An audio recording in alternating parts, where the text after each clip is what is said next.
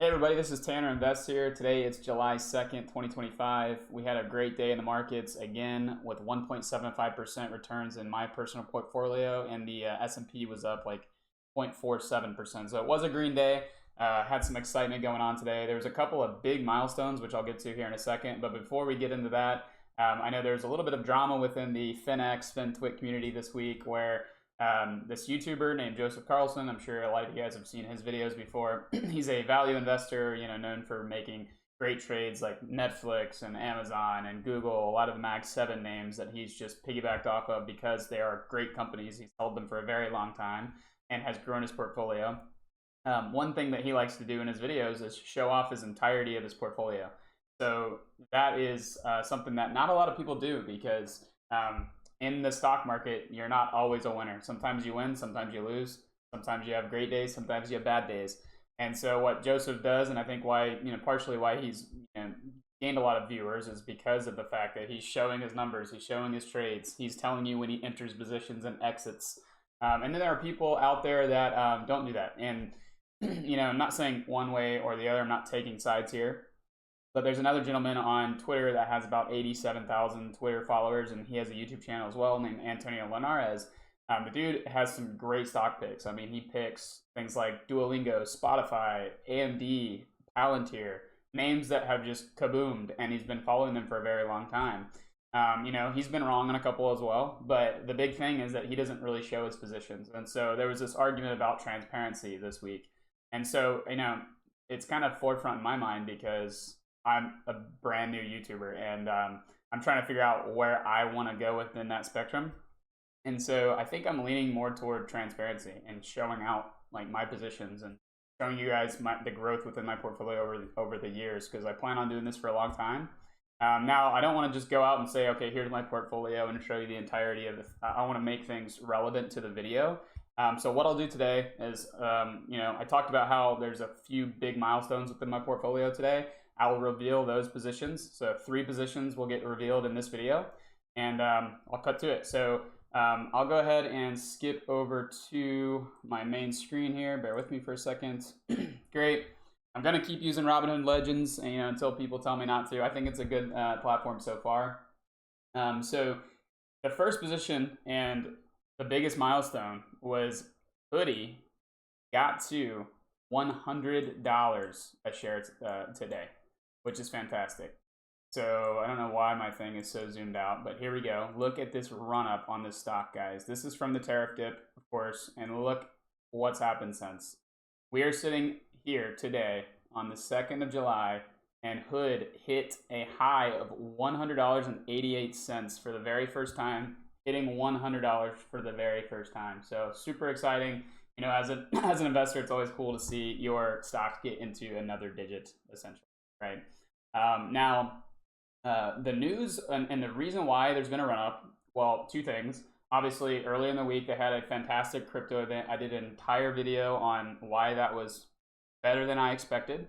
So you can definitely go check out that video. I'll leave it in the description below. But the other thing is that Hood also had a potential S&P 500 inclusion today. So what that means is, the S&P 500 consists of 500 stocks, and only 500 can fit in that bucket.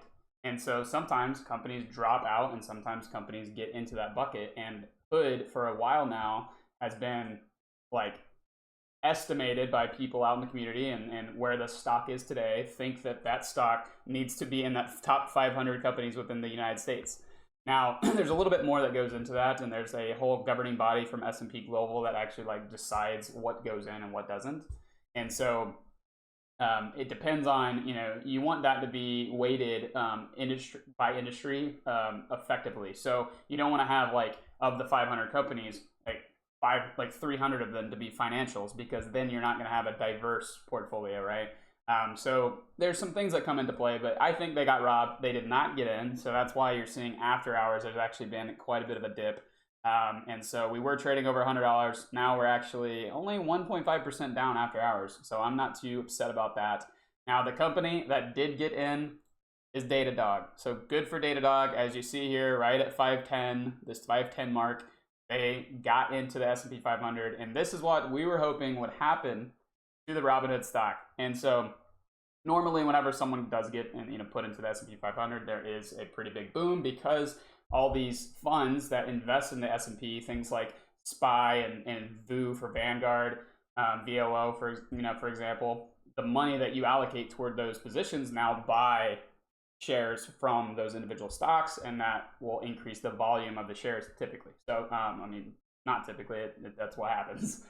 So that's really the only news from Robinhood today. So I'm going to go ahead and get to the next part where I talk about my Robinhood portfolio, because I told you I would show you 3 portfolio positions today. So my Robinhood shares, I will tell you this is my second largest position. And I don't care if you see my diversity. You can do the math. If you want, you can figure out my total portfolio. I don't care. This is just my Robinhood Vanguard account. And I see, as you see here, I have a position of $53,000 with an average cost of $42.37. My total return is at 127.5%. And so the reason why I initially got into Robinhood and when, I'll actually show you. I'm going to go down to my history. My history of purchases. I started, what day was this? Right before Liberation Day, right? So April 2nd was Trump's Liberation Day, where that huge dip happened and then the immediate spike afterward. And so I was buying up some shares and then it dipped, and then I was like, I want some more shares. And then what happened? I wasn't buying enough. I was DCAing, and then all of a sudden the April 9th happened, which was the day where they announced that the tariffs were going to get paused. And so that's the day where there was this gloom in the market about tariffs, and then all of a sudden they got paused and then everything shot up. I bought actually after that day. So I did miss out on gains, but that's like, I learned a good lesson. Like, put your money in the market. Like, you don't want to time the market. Things like this happen. If I had bought these shares down here, I would have had another 20% gain on top of that, but it's neither here nor there, guys. Who cares? I'm now up 127% because I bought a great company that I completely believe in. So let's go ahead and get this video moving along to the next stock. The next stock I'll go back to Robinhood Legend and show you. It is SharkNinja, which I also did a video on my very first video on the channel. Earlier this week, I did a video on SharkNinja. So SharkNinja, and the reason why I bought it is just, it had a triple beat. I felt like it was getting beat down for absolutely no reason following that triple beat. It had a good raise, as you see here, from the triple beat. Right around here, and then it started dipping, and then I bought around here. You can actually see, using Robinhood Ledger, you can see where I bought my shares, and that kind of gives away my size of my portfolio. But I've been eyeballing this company for a long time. I think they have fantastic products. I think they have good marketing. They are growing like crazy. I did want to show you, since my last video I didn't really show the reason why I'm really in this stock. This is really the main reason I'm in this stock. They have 2 multi-billion-dollar brands, Shark and Ninja, that are in one company, that are basically evenly distributed between Shark and Ninja. 2.6 billion versus 2.9 billion. And then you see here, Shark has 15 total subcategories within that brand. Ninja has 21. But since 2008, their net sales have increased at a 21% CAGR from 250 million to $5.5 billion. And from that video, I went a little bit more in depth, where analysts have this stock way higher than it is today, with glowing reviews on strong buys and 0 sells. So for that reason, I'm in. A couple other things I did want to show this slide too. This shows how their market share has been increasing just since 2020. So you can see in so many different products, their vacuums, their blenders, their ovens, their air fryers, their coffees, and this is not just the United States, but it's also in the United Kingdom. They're growing in every single one of these categories in market share.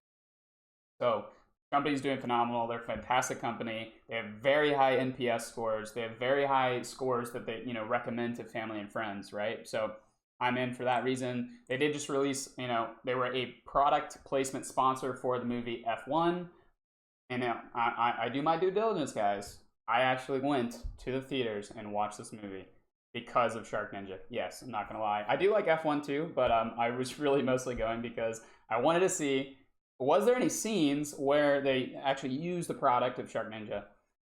No, they didn't use a product. At least I only watched it one time. Maybe I missed something, but they didn't. I didn't see them using any products.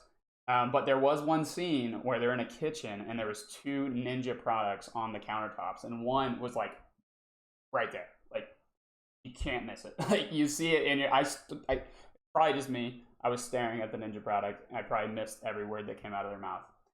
Anyway, so I will go ahead and get to the next part of the video, which is the news of SharkNinja. Why did it go up so much? Check this out, guys. And I kind of missed this when I was showing the chart. SharkNinja popped off today. As you see, you know, my video came out, I think it was around $95 a share. It had a huge day today.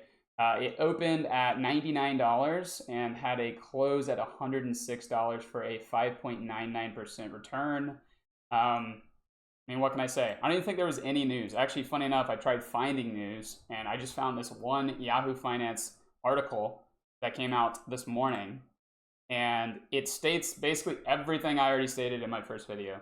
That they had a fantastic Q1, they maintained their sales targets and actually increased their sales. They increased guidance. I don't know really why this says maintains. Anyway, let's get on to the next one where I show you my portfolio for SharkNinja. Here it is. So this is like my fourth largest position, I believe. Fourth.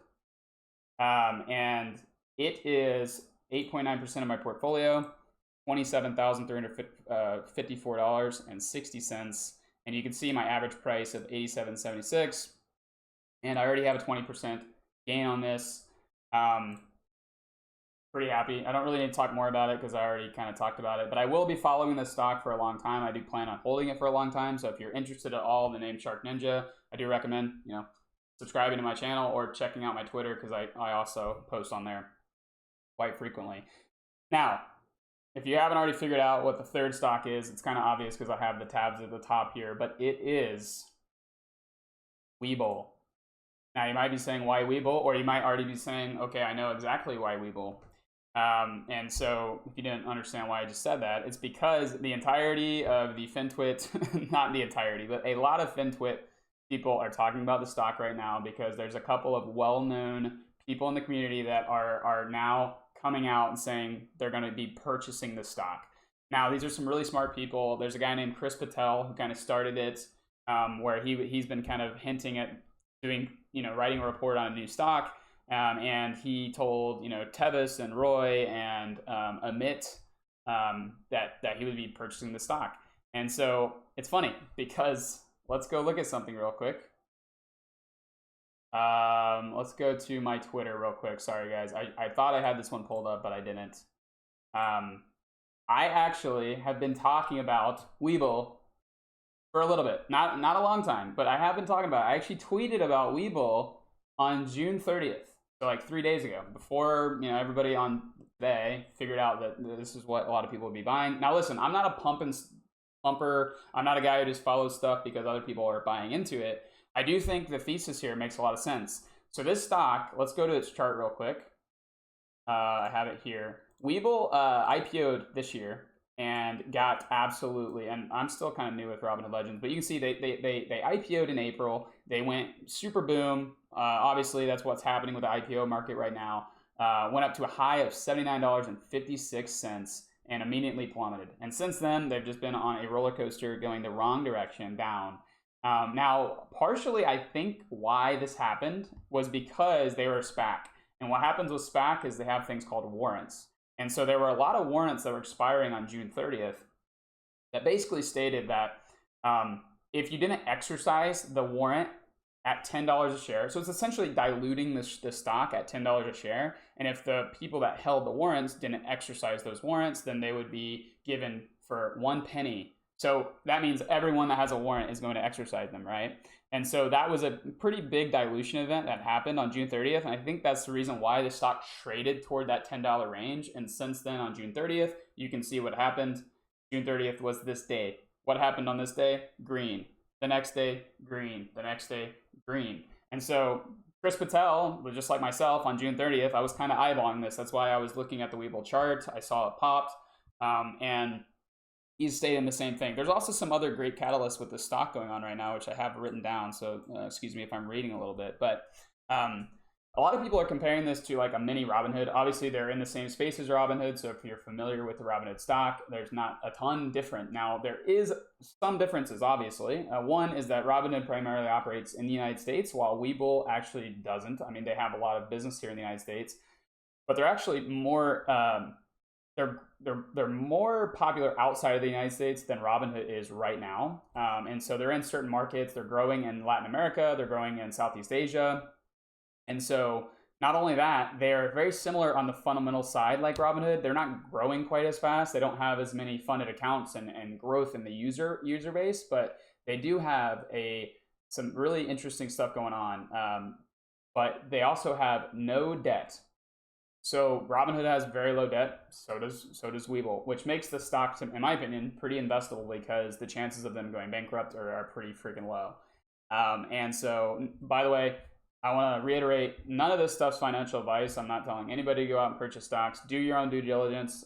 This is just my opinions, obviously. Now, other than that, they do have great margins, high revenue growth, and soon they will be bringing back crypto. So I don't really know why they got rid of crypto in the first place. I'm going to figure that out soon. But they are bringing it back and will be unloading it in America as well in Q3 this year. So what does that mean? Well, we know with Robinhood, crypto, their margins on crypto and their take rate is much higher than their take rate on equities or options. So the revenue that Robinhood gets is very correlated to the price, of Bitcoin, for example, or how the crypto market is doing in general. So you can expect to see, I guess, when Webull gets more into crypto, hopefully if they find success, their revenue should dramatically increase from there as well. And so I'm going to now show you my new position in Webull, and do not laugh at me because it's not big. And so I have 18 shares of Webull at $14.17. And here's why. It's all the money I had in my account. I had everything else invested. And so, there's things like settling money. I can't just sell stuff to get stuff immediately. And so I'm a little behind the 8 ball here. I'm trying to get money because I want to get some more. And like I said, not advice.